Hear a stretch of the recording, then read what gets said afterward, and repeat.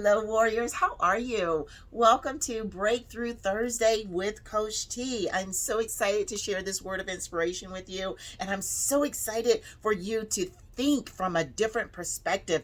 I hope you have that kind of aha moment that I had when I was studying this and when I was preparing to bring it to you. So listen, my question for you today is, do you want to live a regular run-of-the-mill kind of life or status quo kind of life, or do you want to live an extraordinary, empowered kind of life? You know, those of you who know me, you know that I am studying psychology right now, along with all of my other degrees.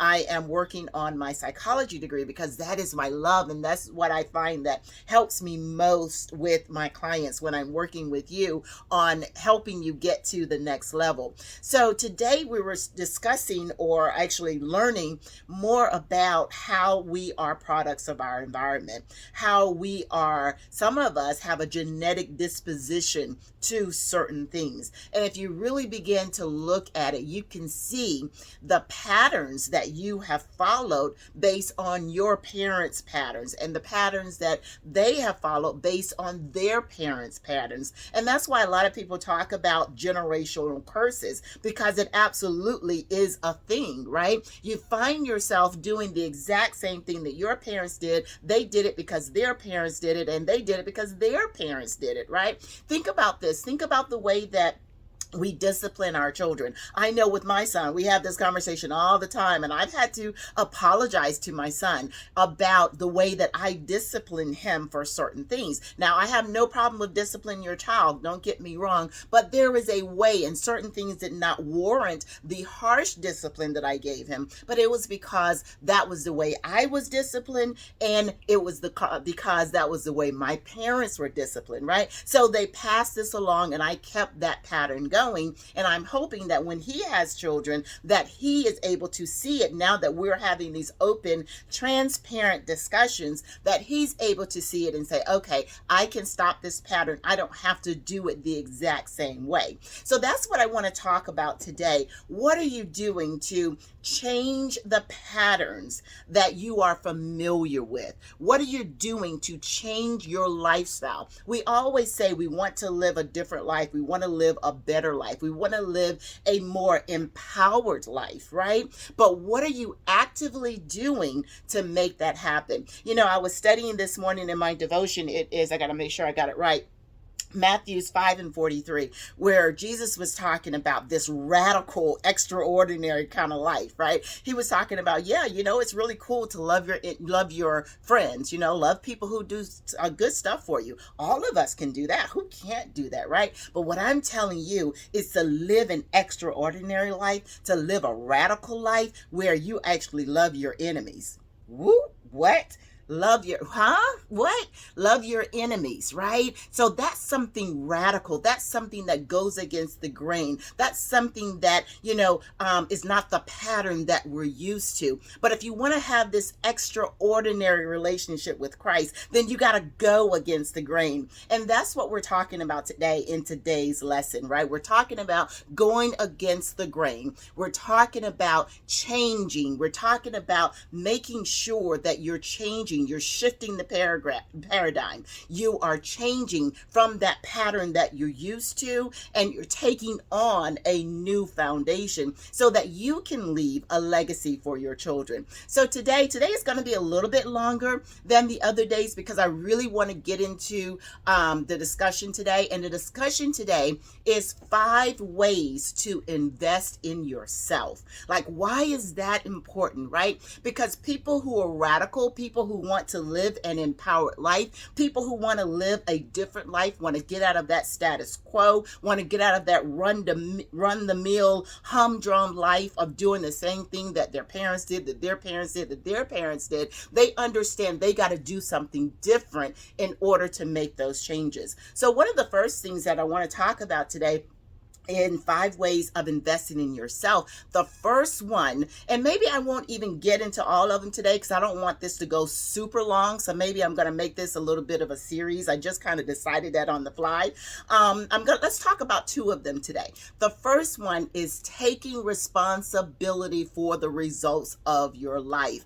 Oh my God, that is so powerful. When we begin to learn how to take responsibility for the things that are going on in our lives, then we recognize the power that we have to actually change those things. Now, keep in mind, some things happen in your life and, it's not your fault. We're not talking about taking fault. We're not talking about accepting fault for certain things. What we are talking about is accepting responsibility for how you respond to those events in your life and to the contribution that you've made to those different events in your life. For example, I am divorced, right? So I can't, as a divorced person, one of the easiest thing that we do is tend to blame the other person, blame the environment, blame this, blame the financial situation, right? That's what people do when they're in relationships and it's not working.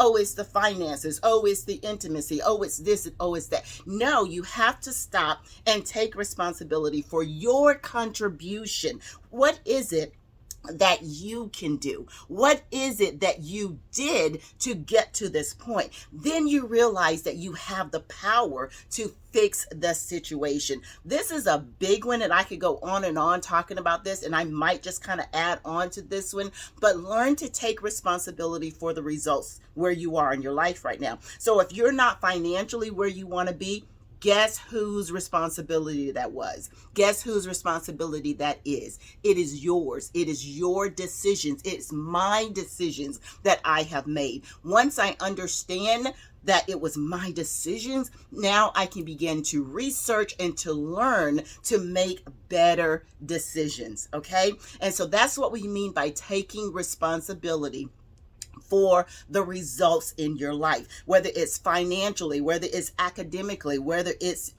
your intimate relationships, whether it's your friendships. You have to look at it from the perspective of, I am responsible. And so if I am responsible, if I contributed to this in any negative way, then I can also take my power back and begin to change the way that I see things, the way that I respond to things. Now, we're not saying going back and getting that person back, that man or that woman back that walked out of your life. We're saying growing and learning the lessons so that in your next relationship, you're going to be more fruitful. You're going to be more attentive. You're going to understand what it takes in order to bring 2 different people together. That's just an example, but you could use that for financial situations or any other types of situations as well. Number 2, and the last one we're going to talk about today, because I can see now we're going to get a little bit in depth about this, is I got to make sure I have it. Get rid of guilt.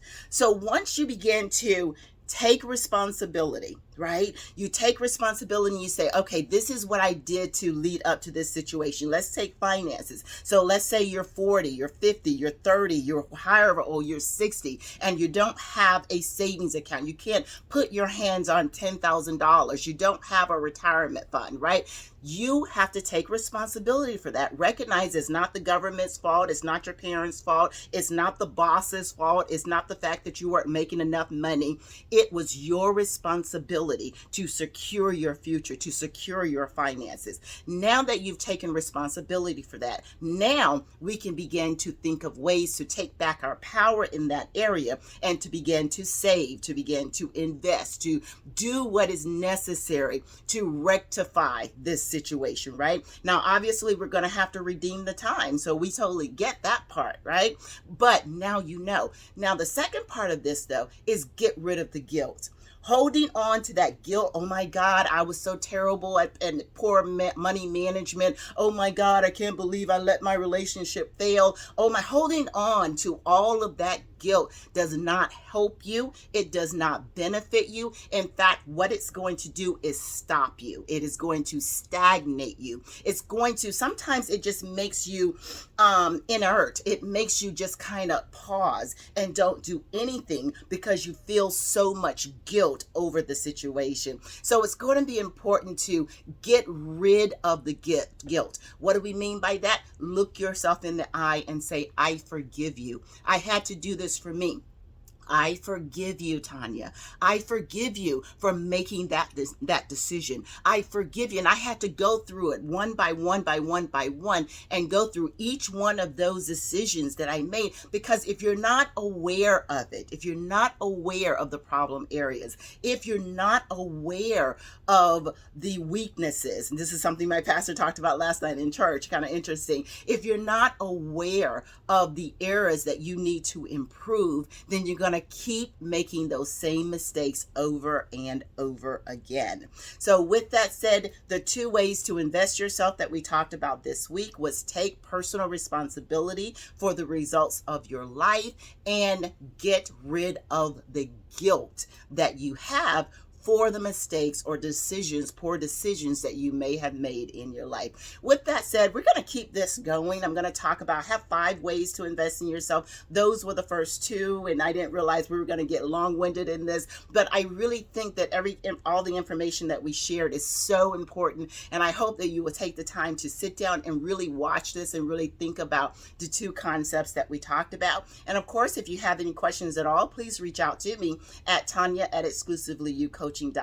I'm here, and my role and my job, my aim, my mission in life is to empower you to live the purpose life that God has designed for you to live. So with that said, God bless you. Continue to walk in power, continue to walk in purpose, and have a great week.